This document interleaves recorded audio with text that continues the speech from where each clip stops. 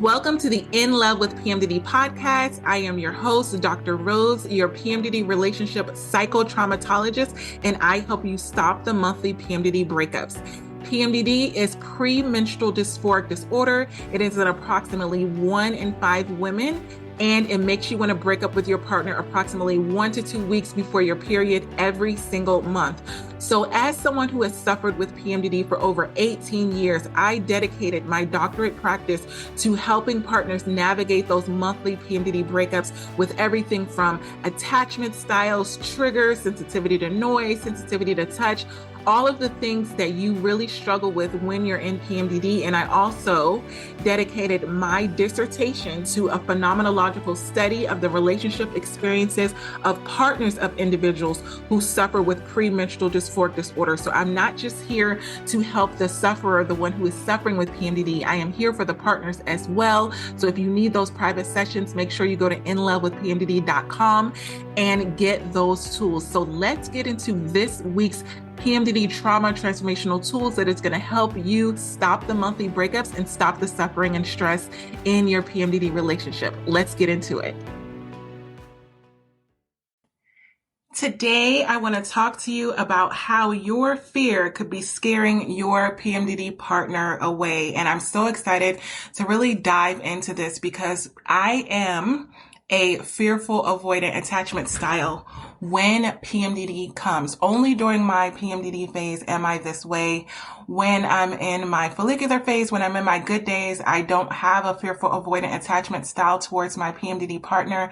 I have a secure attachment style, which means that I'm comfortable with closeness. I'm comfortable with distance. I don't get jealous. I don't get insecure. I don't want to avoid my PMDD partner. Everything is really secure when PMDD is not there. But when PMDD comes, I get very avoidant. And part of being avoidant is I get fearful. I start having these fears of different things that my PMDD partner has done in the past to trigger me. So I'm going to tell you what this looks like. And then if you're relating to this, I'm going to give you some tools on what you can do about it. So a lot of times in the past, my PMDD partner has done very triggering things during PMDD that have caused me to have like a traumatic kind of reaction to it, because every single time I think back to those events, I start getting scared that it's going to happen again because I know how bad it felt in the moment. For example, let me see, the snoring. So when my partner, when I'm in PMDD and I have misophonia, which is a sensitivity to noise, him snoring is really, really triggering for me because I don't get the rest that I need.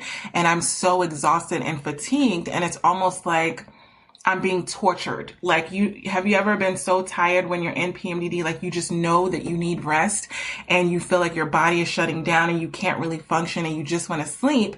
And so when my PMDD partner snores, it's triggering for me because I'm like, oh my goodness, I need sleep. And he's keeping me from getting the one thing that I really need. And so it becomes very traumatic for me. And I know you can be thinking like, oh, it's just snoring. Like, what's the big deal? But part of being in PMDD, the only thing that really helps me, or one of the things that really help me is getting a lot of sleep. Like I sleep for 12 to 14 hours. I'm either sleeping for 12 to 14 hours, at night, or I have insomnia and I'm just wide awake. But I need my body to crash to kind of restore itself. And so when I can't get that sleep and I'm looking at the reasoning for why I can't get that sleep, then I start to think of my PMDD partner like he's the enemy because he's stopping me from getting it. And there's been so many times in the past where he's, when he's coming to visit and we're in the same bed and he's snoring and sleeping. And I'm sitting there like trying desperately to fall asleep. I've put on noise cancellation headphones, but everything in PMDD seems louder and you're more sensitive to the things that happen. So me and my PMDD partner just got off of this amazing weekend. Everything went great and we were so happy. We were so in love. And then he's supposed to come back on Friday, and we're going to see each other again. And so while we were together, I was, in my secure phase and I was kind of like, oh, I can't wait to see you again. And he was so excited and we were both just being so in love and everything was great. And then as soon as I got home, I started having these flashbacks of fights that we have gone through in PMDD, and like things that were said, and like things around the house. Like the house for me, being home for some reason is very triggering for me, because I can go walk into a room where we've had a past PMDD fight and get triggered, because it's almost like I'm seeing the moment happen. I'm seeing the fight happen. I'm remembering what it felt like when, another triggering thing that he's done is he's walked away from me. So I have a childhood trauma. So I have abandonment issues. I grew up in foster care, and I had a very traumatic experience with that. After I was adopted, it was, continued trauma. So whenever someone neglects me, walks away from me, I get really fearful and really anxious about it. And so one time we were having an argument, and and he was yelling, and he was saying all these things because he was hurt. Because I had triggered him, I had hurt him. Like it was, I always try to take full responsibility.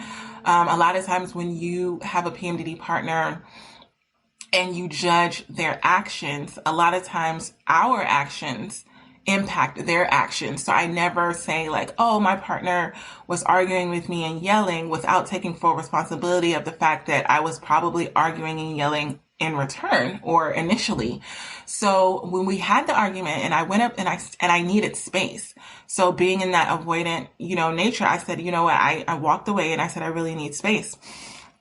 And I went upstairs and I laid in the bed, and he was wanting to talk about it. And I just wasn't in a place, because he has an anxious attachment style when I get into PMDD.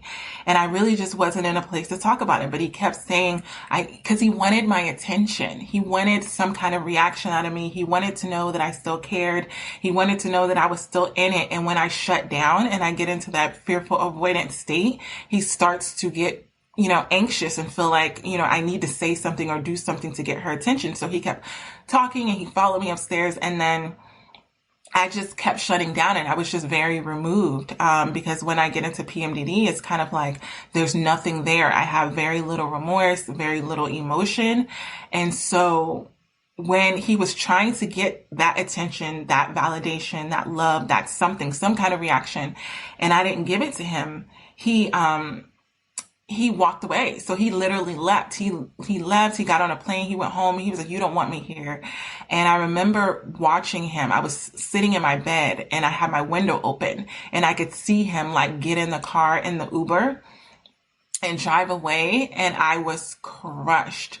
I was, in the moment, it was very traumatic, because him walking away from me triggered my childhood trauma about my parents walking away from me and abandoning me and neglecting me. And so I then, thought of him like, oh, you don't love me. In my mind, I'm now looking at this person like, if you could walk away from me, then I guess we're done. I guess it's over. And it was traumatic for me for that to happen in my bedroom, because sometimes when I come back in my bedroom and I'm literally like in that same spot and I'm looking out the window, because that's like something I do. I like journal there. Like it's a very comfortable, well, it was a very comfortable spot, that it was like my safe place. And so for him to walk away and for me to have that image in my mind, every single time I think about him coming home again, I get really fearful of going into that room and him walking away from me.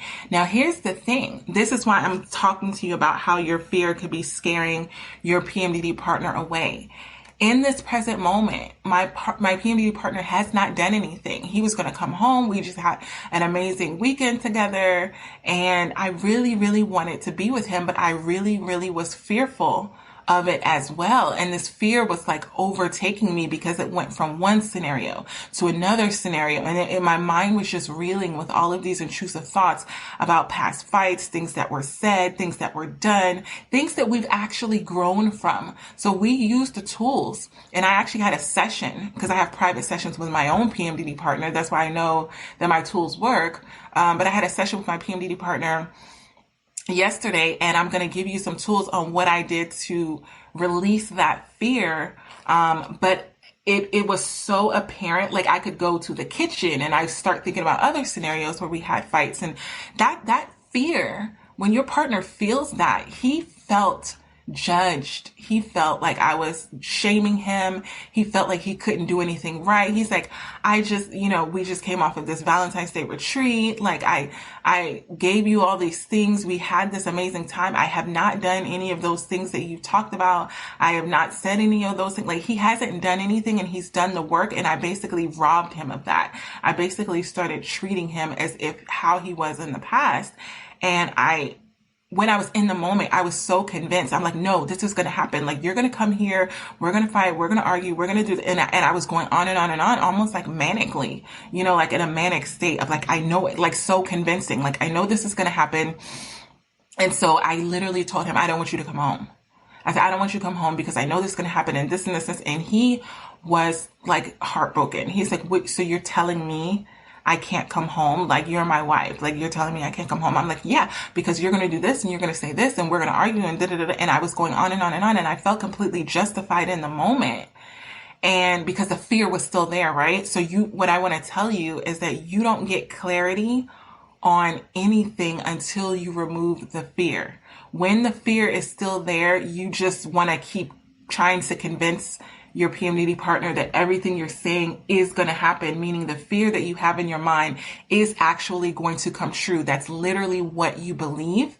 And it's very convincing. I could talk to my friend and tell her, and she's like, well, yeah, I mean, I guess that could happen because you're so convinced, and it's easy for you to convince other people because you're so convicted. Like, you're like, this for sure is going to happen. And it scared my PMDD partner away to the point that he stopped being loving. He stopped being open. He put his guard up. He started getting really anxious about me leaving him, about us getting a divorce, about us not being together. There was so much anxiety that I instilled on him as a result of my fear. So this is a mixture of a fearful avoidance state and an anxious attachment. He has an anxious attachment whenever I start shutting down or I get really fearful, and he starts getting really defensive. And then this is when he starts acting out of character. So the things that I was fearful about, the arguing, the fighting, the words that were said, those all happened in triggering moments. Those did not happen when we were loving. When we were loving and open and in a secure space, none of that ever happens. And I want you to really think about it. When do you have those fights with your PMDD partner, those arguments, those hard, traumatic moments? Normally, it's when you're triggered, when you're in PMDD, when you're stressed, when you're overwhelmed.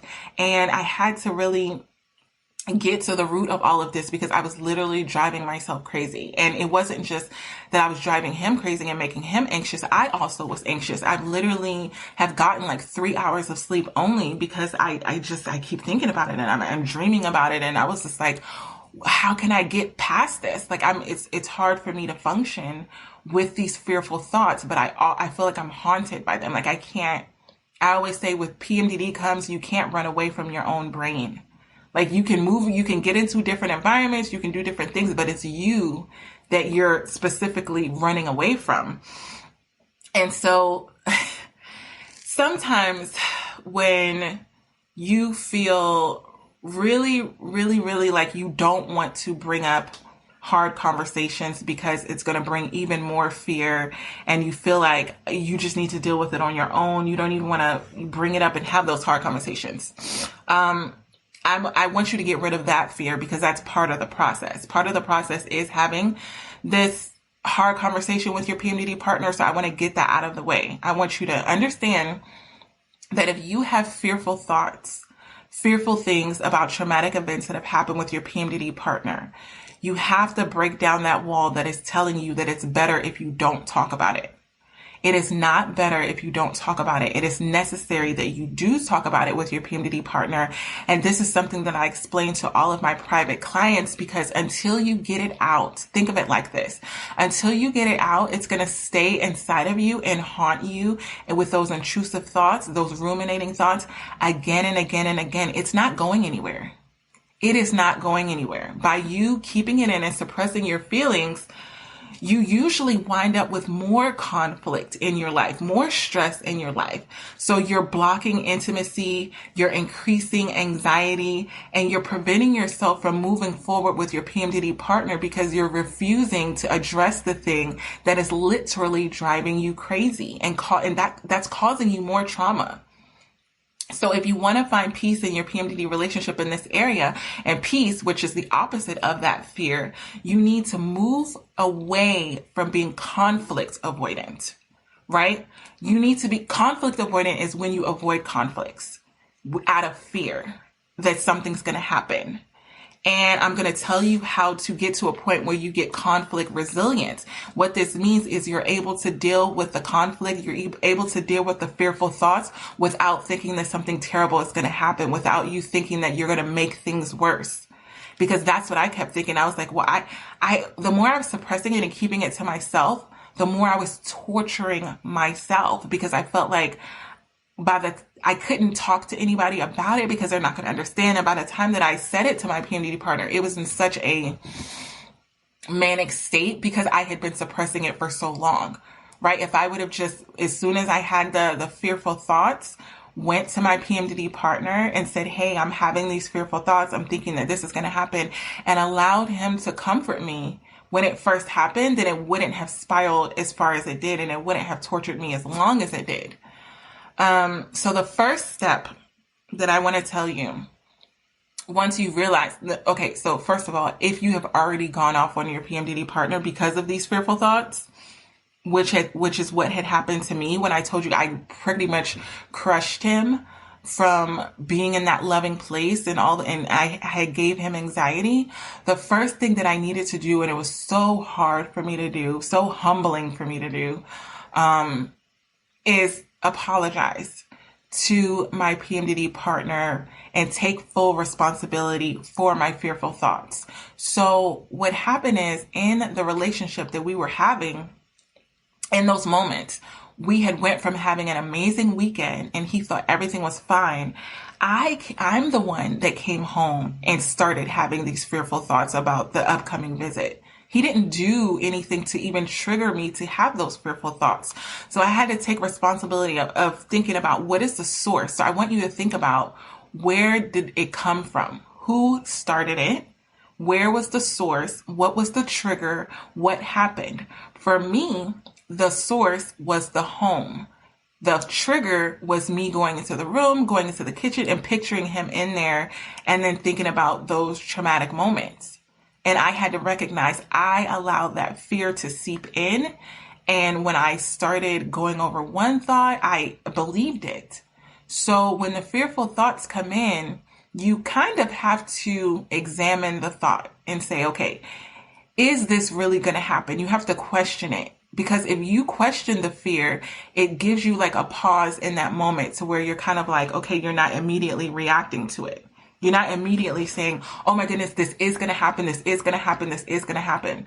Because once you believe it, it's stuck. It's stuck in your head. Like, it's solidified, right? So I want you to think about the source and then question it. And then once you question it, think about if your partner is even still doing those things anymore. Right? So a lot of times your partner has grown. If you've been listening to the podcast, or you're my private client, you grow when you start using these tools in PMDD. So you're not in that same place. And you have to recognize that. You have to really say, okay, I know that my PMDD partner did these things before. I know that I did these things before, but I've grown. So you need to recognize the progress that you've made, because then you'll be able to believe that, okay, if I made this progress, if I now have these PMDD specific tools, then I'm now equipped to not have the same situation happen before. And sometimes we forget that, because earlier in our journeys, when we didn't have PMDD specific tools, maybe you didn't listen to my podcast before. Maybe you tried to get counseling and stuff and it wasn't PMDD specific, so none of it worked. So you kind of felt like, okay, well, I can make these mistakes again because I don't have anything that's going to stop me from making these mistakes. Now you have the tools. If you're listening to this podcast, if you're my private client, if you're in the Breakup Proof Your PMDD Relationship group, then you're equipping yourself with tools. You're doing something different, so different things are going to happen. And you have to convince yourself of that and really believe that. And really say that mantra. I had to say it to myself. I said, I'm doing things differently because I have the tools. I'm equipped with the tools. So the fear that I have of the things happening again is false. The fear is false because I have the tools. The fear is false because I have the tools. I have the tools to not make that same mistake again. And that's something that my PMDD partner said during our session together. He was like, haven't you seen the growth in me? Haven't you seen me grow? Yes, I did those things. Yes, I said those things, but I've grown from that. I don't make those same mistakes anymore. And you can't keep holding that over my head of the things that I've done. And I was in the moment, I didn't realize that I was doing that, but that is exactly what I was doing. I was holding it over his head that he had done these things and he said those things, and I was punishing him again and again and again and again. And once your partner has asked for forgiveness, you cannot keep punishing them for things that they've done in the past. You have to forgive them and let it go. You have to forgive them. And the reason why I know that there's some things that I needed to let go was because if you've not let them go, then every single time you get triggered, every single time you get into PMDD, that's what's going to come back up for you. So if you find that you're like, I don't know what I need to let go of, think about what keeps coming up. Right? Think about those scenarios that you keep thinking about that you haven't healed from. And if you need specific help with healing from those past traumatic PMDD events, that's what my private clients do. So that's when you need to come to me, book a session with me, www.inlovewithpmdd.com, and we really unpack those traumatic events that happen in PMDD so that you can heal from them and move forward so they don't keep coming up when you get into PMDD, especially if you have a fearful avoidance state when you get into PMDD, that you need to heal that so that when you get into that fearful state, you don't have that coming up. What you heal won't be there anymore. But if you haven't healed it, it's just going to be sitting there waiting like on the sidelines. Like, oh, as soon as you get into PMDD, you're going to have these fearful thoughts about this, and this. So that was my next step. I had to apologize. And it was, again, it was really, really hard for me because I had gone from this place of being so convinced that these fearful things was going to happen, all these things. And once I apologized, I noticed that my PMDD partner's guard was let down. He got back into that secure place. He was not anxious. He was secure. And when he gets into that place, he's back to being loving. And that causes my fear to go away because we're able to connect, on both of us, connecting in a secure attachment style. So the first step is to ask for forgiveness if you've done the damage. Now, if you've just been internalizing, suppressing, right? So this is the step number 2, PMDD trauma transformational tool number 2. If you've been suppressing how you've been feeling and you haven't communicated to your partner, I want you to accept your feelings. So maybe you start panicking because any sign of a friction in your relationship triggers you and gives you really bad anxiety. So the first step is taking control and embracing those feelings instead of resisting them. What do I mean by embracing them? I mean confronting them, acknowledging them. Don't try to say, I'm not feeling like this. I'm not feeling fearful. I'm not feeling avoidant. I'm not feeling like I'm scared that I'm going to get triggered. You have to accept them and just be open and honest about it. Because what you resist will persist. So if you're constantly trying to lie to yourself, lie to your partner, and pretend like you're good, which you're really not good, it's going to be torturous for you because it's hard work to do that. Like you have to actively keep fighting against those feelings. And it's like, let them out. Right?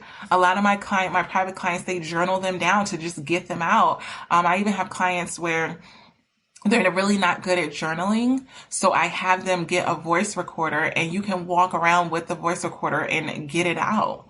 Because movement is sometimes better than sitting still for a lot of my clients because you have those anxious thoughts and you just feel like I can't just sit still with these thoughts. So however you need to do it, whether it's verbal journaling where you're just saying all your thoughts and getting it out. Because here's the thing, when you get it out, you can do that without your PMDD partner. You don't have to dump everything on your PMDD partner and just, say all the negative, nasty things that you're thinking, but you do have to get it out so that those voice recorders really, really help because you're not getting any feedback from what you're saying. The person's not getting offended. Your PMDD partner is not getting offended by what you're saying, but you're actually getting it out and it feels good.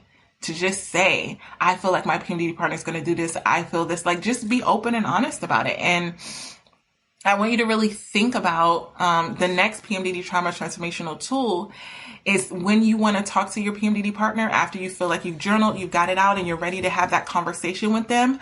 You can actually rehearse what you want to say before the confrontation happens, before the situation, the conversation happens. Just talk to yourself about it, right? You can, a lot of times with my private clients, we rehearse it on our session because they kind of like, listen, you know how I feel. I've just explained everything to you. And if you don't know specifically what to say to your PMDD partner, I give you those scripts. My private clients, I've done this so many times where I've like, listen, this is what you need to say to them. I know that sometimes when you get in PMDD, you have the brain fog, you have all of these things, so your thoughts are all over the place. So I literally give you a script of like, this is what you need to say. And then they say it and they feel more confident with having the conversation because they feel like they're not going to miss anything. They're going to be able to say everything. They actually have gone into there with like sticky notes or notes and been like, here, this is what I've been wanting to tell you. This is what I've been fearful about. This is the conflict that I'm having. This is how you triggered me. And let's just have this conversation. When the next tool is to stick to the facts. So conflict avoidant personalities often have really, really strong emotions. So when you're talking with your PMDD partner, you don't want to dismiss their feelings if your PMDD partners start to get really defensive. So you don't want to go into the blaming. So you don't want to use statements like, you did this and you did that and you always do this and don't stick to what your PMDD partner is doing. Stick to how you feel. Right? So here's an example. If I was going to tell my PMDD partner that I was feeling anxious about him coming to visit because we've had PMDD fights in the past, I would not say, you triggered me because when you came home last time, you did this and it triggered me and then we had an argument. So you're basically the cause of these arguments.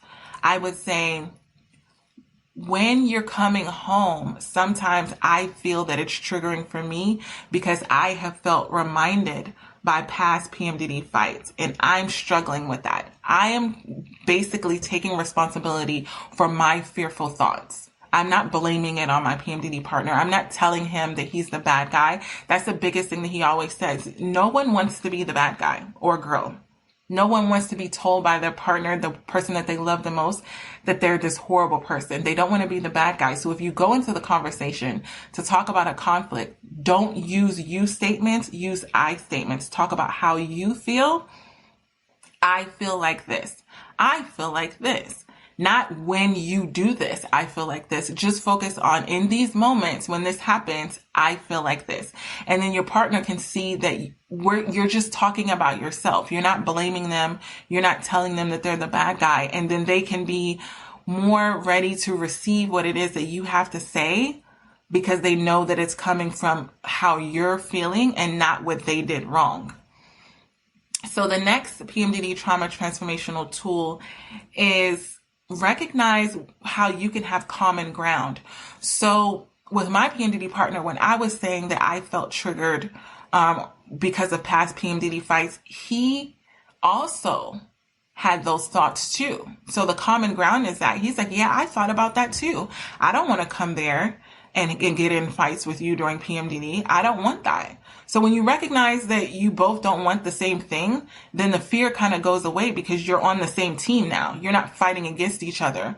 You're just kind of like saying, yeah, so you're willing to put in the work so that this doesn't happen, and then make a plan for that. Say, okay, so this is what triggered me. And these times we had these fights, this is how it happened. So what is the solution to that? When you come to a solution together, then you feel like, okay, so now that we have a solution, we've had our common ground, we've collaborated together, we're no longer blaming each other. We're kind of like, okay, we have a plan. And so now when he comes home, I don't have to have those fearful thoughts because we have a plan, right? So the next PMDD trauma transformational tool is, I want you to please, please, please, please, please assert yourself. I don't want you to go. And what that means is, you need to stand up for yourself for the things that genuinely trigger you. Don't downplay how you're really feeling about your PMDD partner. Don't downplay about what really triggers you. Don't downplay what you need to say to your PMDD partner because you're scared of how they're going to react to it. You don't want to hurt their feelings. You don't want to make them feel bad. So you kind of say, well, this kind of bothers me when this happens. And I don't know, I just kind of like, no, be very open and honest in a loving way. In a loving way. So an example of this is I take ownership for my feelings and I say, I don't like this.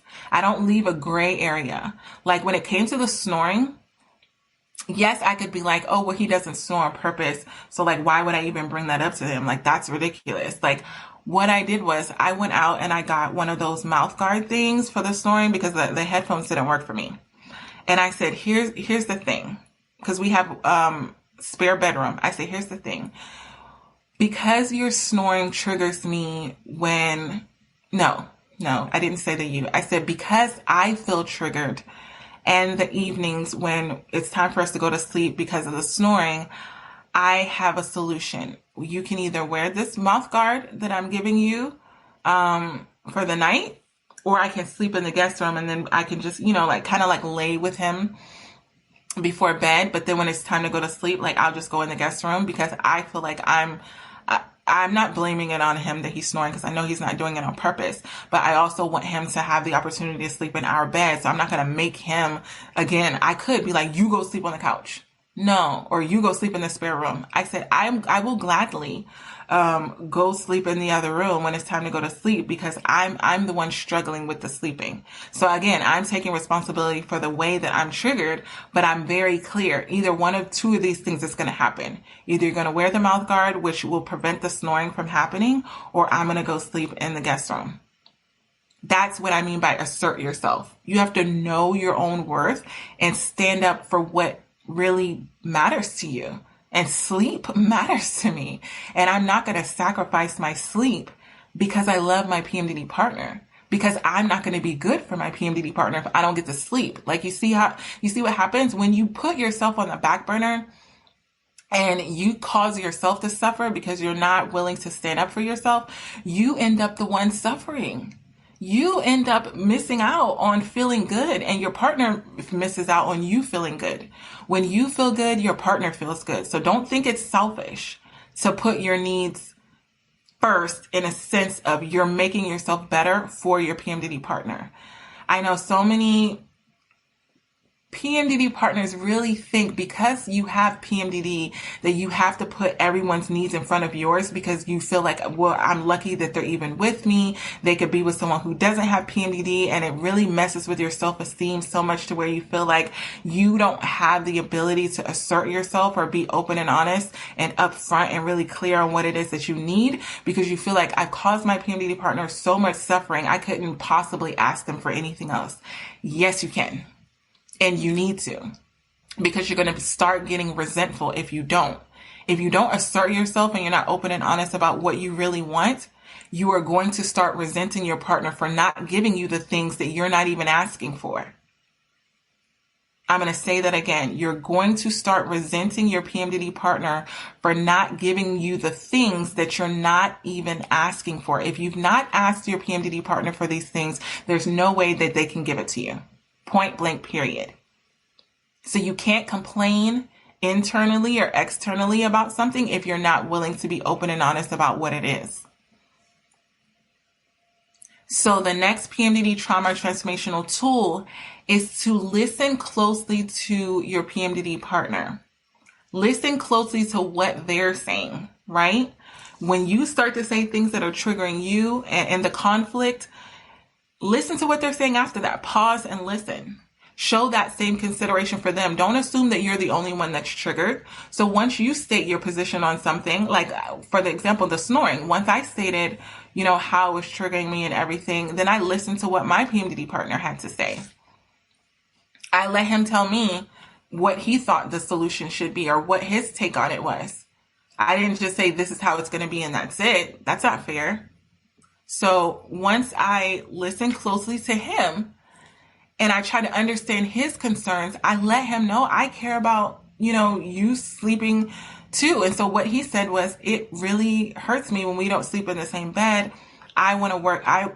It brings me a lot of comfort to sleep in the same bed, is what he said. So I said, okay, so let's work on that. So that's the next PMDD trauma transformational tool. Propose solutions for your conflict. Be prepared to explain a specific outcome that you're seeking. So the outcome that I was seeking is I need sleep. I need rest. So you're not going to always get what you want, but you're more likely to succeed if you know how to ask for it. So I asked for it in a loving way. Babe, I really need sleep when I'm in PMDD because it helps me to be less reactive, less triggered. And so this is what I really need. And so then he's like, okay. So then he was open to the solution, to wear the mouth guard, or to say, okay, let's cuddle in the bed. Let's watch movies. Let's connect. Let's have sex. Let's do all the things that we would normally do in the bed. And then maybe when it comes time for sleep, if the snoring is too much, then you can get up and go in the other room. I'll get up and go in the other room, or I'll wear the mouth guard. Like, we have those options and solutions that we agreed to. So the solutions are not something that I'm telling him, you will do this. It's like you both have to agree to the solution, and then that fear kind of goes away and you end up feeling better. And the last PMDD trauma transformational tool brings me to the latest 2 ways to work with me. So every quarter I have different ways based off of what I have going on with my schedule of working with me. And right now my monthly private PMDD sessions are open. I have 2 more couples that I can take, couples or individuals that I can take. And what that means is we meet on a weekly basis. You have your own day of the week that we meet. We have an hour session. You get notes after the session. You get homework after the session. You get specific customized PMDD trauma transformational tools for what you specifically have going on in your relationship. So if you're listening to this podcast, you're listening to this episode and you're saying, I understand what you're saying. That's me. I need specific help. I need you to listen to my specific situation and what I have going on with my PMDD partner. I need you to give me the scripts. I need you to give me the homework. I need you to work one-on-one with me and my PMDD partner, or just me, myself. I can work either way. I work either with you, and then you can take the tools back to your PMDD partner, or I do couples where we're both on the sessions. And the second way to work with me is through the PMDD Partners Breakup Proof Academy. And what that is their pre-recorded videos. So I was originally doing the live sessions, but like I told you on the last couple of episodes, I have clients, PMDD partners in 54 different countries. 5-4. And so the time zones are crazy as far as coming on the live sessions. And it was really, really hard to kind of get a time that works well for everyone. So what I do is I pre-record videos into a membership vault, and they're categorized by, whatever topic that I bring up for that specific week. And you have access to not just one week, but every single week there's new videos that are uploaded. And so whatever it is that you have going on in your PMDD relationship, you can join and get access to that. And then you will consistently see new content updated on a weekly basis. So if you're having problems with being avoided or problems with PMDD rage, you can literally go into the membership vault, click on PMDD rage, and the video will be right there waiting for you. And this is something that's so valuable because you can actually listen to it with your PMDD partner. And then this can be something that you have ongoing. So I know with my private clients, things come up during the week, right? If we have a session on Monday, you may have an issue that happened on Wednesday. If you have that membership vault and you're part of the PMDD Partners Breakup Proof Academy, then you can go right in there and just click on the video and get the tools. Okay, so those are the 2 ways to work with me, but I hope that you found this episode helpful. If you did, I want you to tag me on Instagram, share this with other PMDD partners, share it on Facebook, share it wherever PMDD partners are so that they can get these PMDD trauma transformational tools for their relationship too. We got this. I hope this PMDD episode helped you and your partner in your struggles within your relationship. And if this is something that you know that you need help with and you need further support, individualized support, make sure you're going to inlovewithpmdd.com and you're getting those private sessions to really work through what you're going through in your relationship, specifically in regards to PMDD. And also, I want you to leave a 5-star written review on Apple Podcasts. What this does is it helps other PMDD sufferers and partners find this show that can help them get these free PMDD relationship tools. I remember what it felt like to not know that there were tools out there specifically for PMDD relationships. So I want to make sure that you are sharing these tools with others, share them on your social media, share them with people that you know that are also struggling in their PMDD relationships. Until next episode, this is Dr. Rose, your PMDD relationship psychotraumatologist. One more thing, I almost forgot. I now have the Fresh Start PMDD Partners workbook. What this workbook can do is if you've had past traumatic experiences with your partner, past fights, past arguments, and they keep coming up every single month in PMDD, I created a Fresh Start workbook so that you can deal with all of the traumatic experiences that have happened in the past in PMDD range and all of these things so you can stop going through the same cycle again and again and again. So get that workbook. It comes with a video episode of the actual podcast that I recorded on getting a fresh start in your PMDD relationship. So you're not continuing the same cycle again and again and again. So make sure that you get that workbook. And if you need those individualized counseling sessions, you know where to go, inlovewithpmdd.com. Until next time, we got this. Love you.